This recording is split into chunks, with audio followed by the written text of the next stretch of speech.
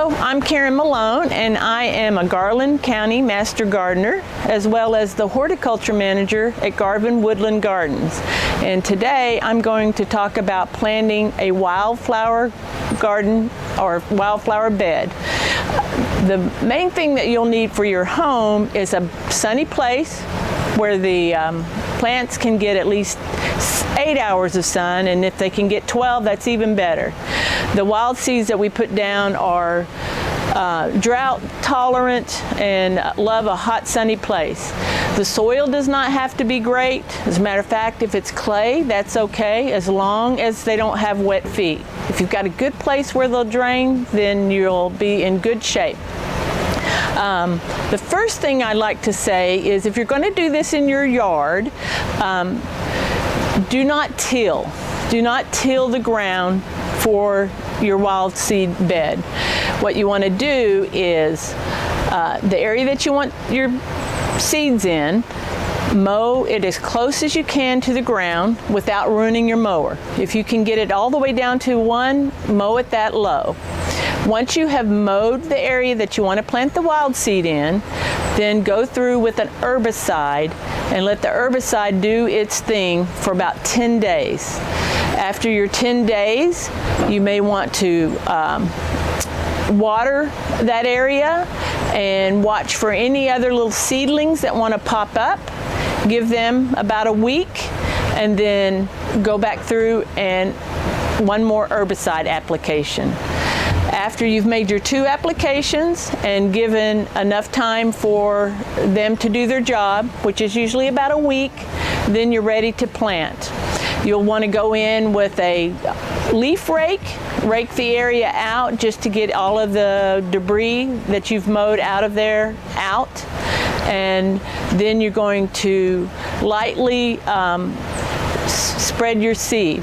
I've got a great little hack for planting wild seed, and that is to use a plastic container that you get fruit in. So this one just happens to be a blueberry tray, but it could be strawberry, and it doesn't matter what size. But these little holes in the container allow you to shake out the seed very gently instead of casting it out by handful, which tends to have your seed land in clumps. So I'm going to demonstrate that real quick. We've got a little area here. And the first thing you'll want to do is just make sure that, once again, that you've lightly raked the top. So if you've gone through your area and just raked the top, or in the case of your yard, you've probably gone through with your leaf rake and pulled out all of the debris. So this is the seeds that we're going to be using today. This is a southeastern wildflower mix, and this comes from Wild Seed Farms in Fredericksburg, Texas. You can get all sorts of mixes. We like this blend, obviously, because we're in the southeast, but there's hummingbird and pollinator mixes. There's cosmos mixes. There's just all kinds of variety, whatever it is that you'd like to use.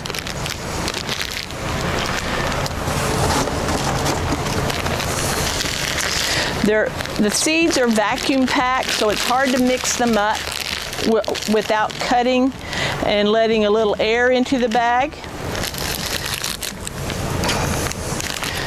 And so you want to mix it really good.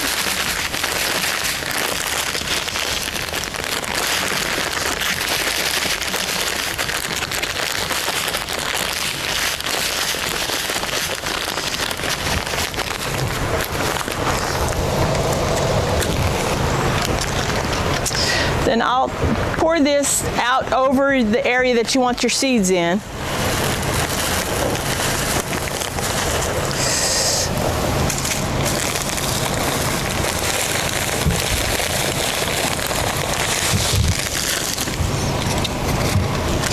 And I only use about a half a cup at a time.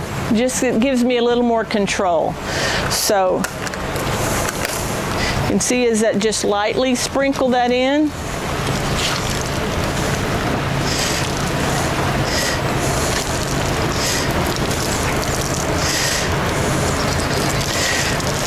One thing I've learned over the years is don't go all the way to the edge of your bed, because your flowers are going to want to lean out, and that keeps them from leaning out too far into your lawn.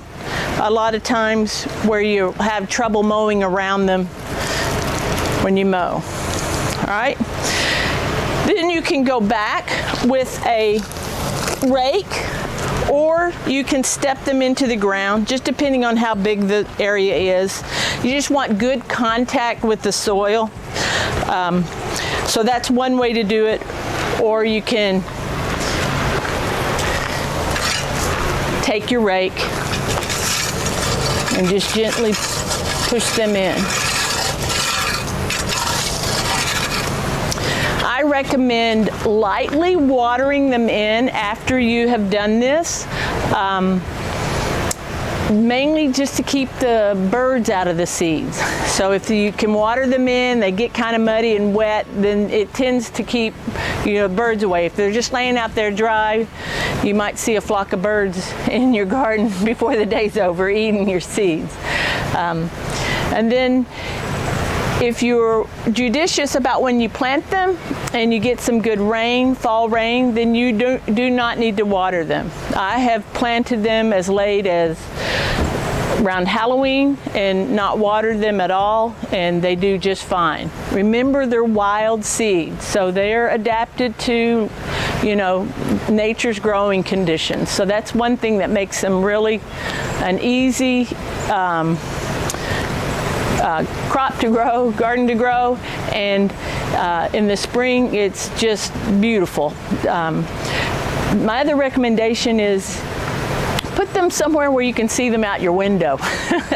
So when you look out, at the edge of your yard or somewhere where you can enjoy them as well as your neighbors.